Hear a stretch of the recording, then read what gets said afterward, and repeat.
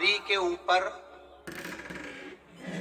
पितरों की छाया होती है, घर के बुजुर्गों की, घर के पूर्वजों की छाया होती है। ध्यान देना, वही व्रत श्रेष्ठता से कर पाती है। व्रत की श्रेष्ठता उसमें अपने आप आ जाती है। अगर उसके साथ में अगर पितरों की कृपा है, तो पूर्वजों का अगर आशीर्वाद है, तो व्रत वो अच्छे से कर सकेगी।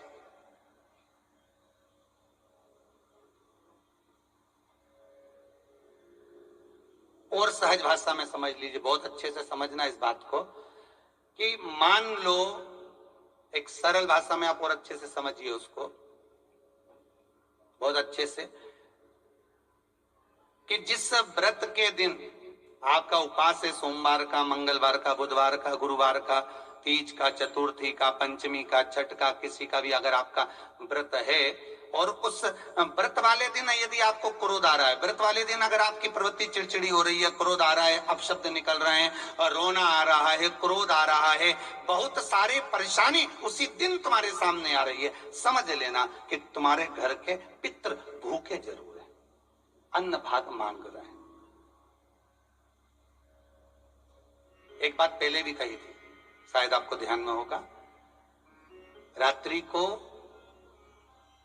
सोने के बाद, विश्राम के बाद, एक बार कहा था, आप लोगों को याद होगा, कि सोने के बाद में 2 घंटे के अंदर अगर आपकी नींद खुलती है, और खुलने के बाद यदि आपको भूख लग रही है, प्यास लग रही है, तो समझ लेना कि आपके पितर, आपके पूर्वज भूखे हैं, अन्न का भाग मांग रहे हैं, पानी पीने को मांग रहे हैं।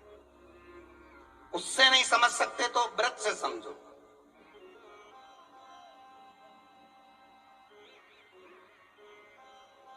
व्रत से समझिए।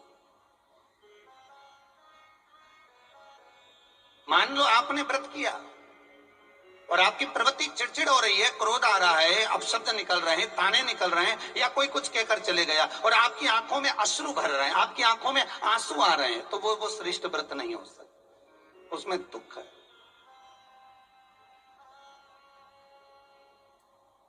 पुष्प ताजा है तो आप भगवान को दोगे, सही है कि गलत है? केला अच्छा है तो भगवान को दोगे, वो काला पड़ गया तो तुम भगवान को दोगे क्या? अंदर से गल चुका है तो भगवान को दोगे क्या? नहीं, आप भगवान को दोगे। कोई फल ताजा है तो आप भगवान को दे दोगे, कोई पुष्प ताजा है, अच्छा है, तो आप भगवान को दोगे। अगर पुष्प मुरझा गया तो भगवान को दोगे क्या? पुष्प बेकार हो गया तो भगवान को दोगे क्या? नहीं। उसी तरह व्रत होता है, उसी तरह हमारा व्रत है।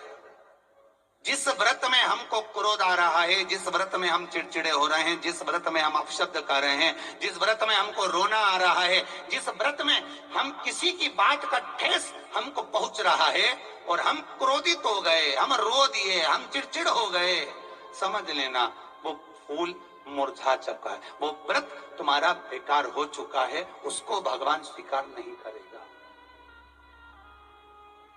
और जिस व्रत में आपके चेहरे पर प्रसन्नता, हम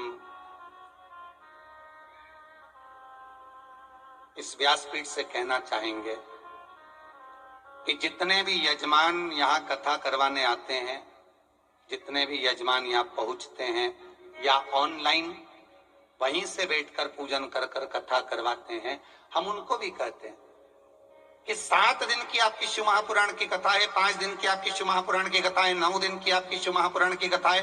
शंकर की कथा, चाहे भागवत कथा हो, चाहे रामायण कथा हो, रामचरितमानस हो, चाहे गीता हो, जिस पुराण को आप बचवा रहे हो, जिस पुराण को आप करवा रहे हो, जो करवाने वाला होता है उसके चेहरे पर स्माइल होना चाहिए, प्रसन्नता होना चाहिए।